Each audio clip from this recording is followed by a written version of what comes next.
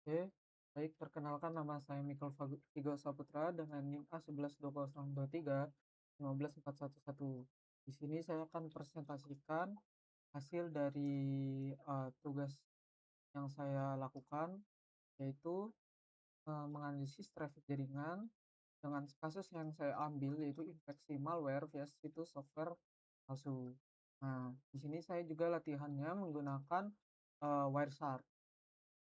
Baik, sebelum kita memulai prakteknya akan saya jelaskan dulu. Nah, ini, kita pertama-tama dibuka Wireshark, kita lihat identitas korban.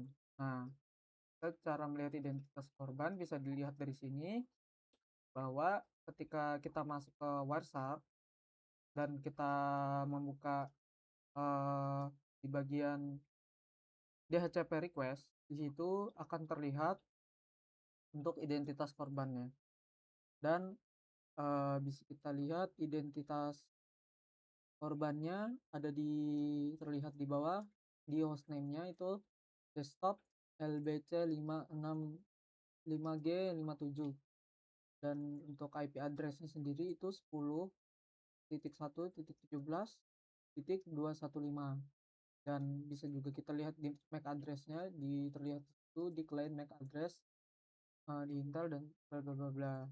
Oke, ini merupakan identitas korban dari yang bisa kita lihat di website.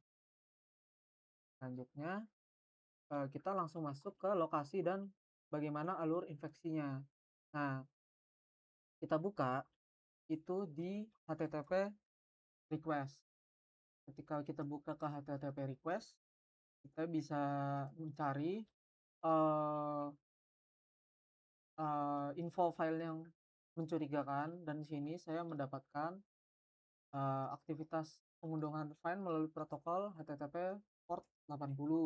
Nah, itu kita bisa lihat biasanya di sini. Nah, dan kita mendapatkan nama filenya ini di ujung ini ada 29842.ps1. Nah, setelah kita klik ini akan terlihat dia hypertext protokolnya. Nah, lihat dari situ hostname-nya ada 5.253.153.241. Nah, bagaimana cara dia menyerangnya itu korban berinteraksi dengan situs software yang palsu atau yang tidak resmi. Nah, maka sistem akan mengunduh file script PowerShell bernama ini 98421.ps1. Titik ps1 ini itu script PowerShell. Nah, selanjutnya kita lihat bahwa script itu mengarahkan sistem untuk mengambil payload tambahan tanpa ekstensi. Oke, selanjutnya. Nah, kita bisa juga cari lokasinya di sini. Lebih ke jelasnya lagi sih, bagaimana kita melihat file .ps1-nya. Itu bisa nanti di Wireshark itu buka file export object dan kita tinggal cari di text filternya itu HTTP. Nah, itu akan terlihat di sini yang sudah kita ambil tadi, ini dan ini hasilnya. Ini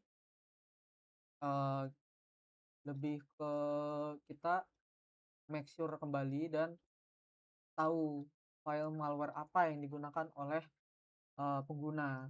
Nah, kita buka di website Virus Total. Nah, ketika kita buka di website Virus Total, akan terlihat di sini bahwa kita lihat kode script itu sangat jelas sengaja dikaburkan agar menghindari deteksinya statis. Nah, ini kasusnya juga kasus tahap selanjutnya yang dimana waktu pertama saya mencari file-file exe itu tidak ada sama sekali. Nah, ternyata eh, pelaku atau pengguna menggunakan malware dengan teknik menyuntikkan kode langsung ke memori atau RAM. Maka dari itu, antivirus yang berbasis file tidak dapat mendeteksi karena dia langsung masuk melalui memori RAM. Nah, kita bisa lihat skor deteksi dari virus total itu cukup tinggi dan sebagai kategori Trojan downloader. Nah, oke, bisa selanjutnya kita langsung masuk aja ke prakteknya seperti yang di awal ini. Nah, di awal ini kita bisa lihat pertama kita masuk ke waris hardnya dan kita ingin tahu untuk identitas korbannya, bisa kita klik di apply a display filter, itu klik aja DHCP. Nah, setelah dari DHCP ini kita klik yang DHCP request. Setelah masuk di sini awal tampilannya seperti ini. Setelah kita klik itu kita buka dynamic host configuration protocol request agar kita mengetahui identitas korban. Ini untuk identitas korbannya sendiri itu desktop bla bla, dan untuk MAC address-nya ini, dan untuk IP address-nya itu 10.1.17.215. Nah, itu untuk identitas korban di sini tadi. Berikutnya kita masuk di mana lokasi dan alur dari infeksinya itu tadi. Bisa cek di http://request.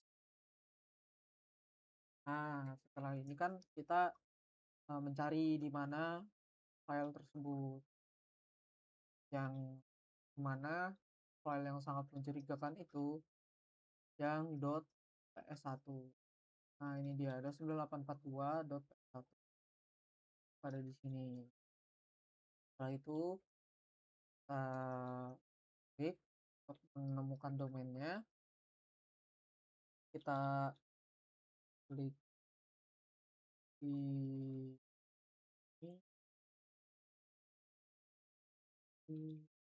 nih di sini hypertext transfer protocol. Nah, kita bisa melihat hostnya ada di sini 5.252.153.241. Ini merupakan domain dari 9842.s1 tadi. Nah, itu untuk mengetahui lokasinya. Setelah itu biasanya itu kita setelah itu kita mencari bagian referer yang merupakan website sebelumnya yang dikunjungi oleh korban, karena itu juga bisa dibilang cukup penting. Itu adalah pintu masuknya malware agar bisa tidak teridentifikasikan oleh antivirus, tidak terdeteksi. Nah, biasanya itu referer itu kita tinggal cari di sini aja. Kita di filter ini kita masukin ini alamatnya dan 5063 yang di sini. Ya, nomor IP dari .ps1 tadi. Kita enter. Nah, setelah kita buka di DNS ini, kita cari angka yang frame number yang mendekati 5063. Nah, kita tinggal cari di bagian sini. Itu biasanya dicari di bawah-bawah sini. Nah, itu kita di bagian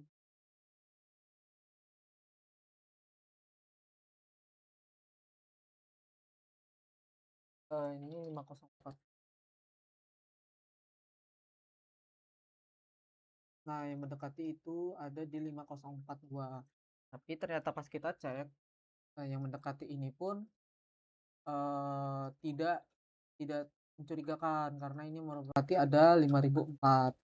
Ternyata 5004 ini sumber resmi dan ternyata pas setelah dilihat 2330 dan 2375 itu sedikit, bisa dilihat mencurigakan karena nama-nama domain ini membuktikan bahwa korban sedang berusaha mengunduh aplikasi Google Authenticator. Nah, setelah membuka ini ternyata korban malah nyasar ke, website yang tidak resmi.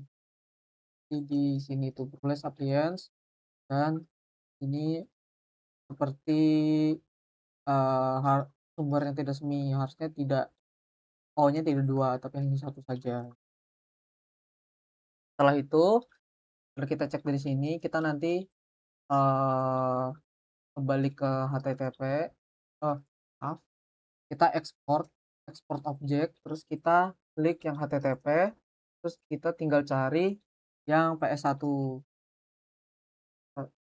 ya. Nah, itu bisa dilihat di paket yang ini, setelah kita klik, kita save, dan kita masuk ke virus total, seperti yang sudah dijelaskan tadi.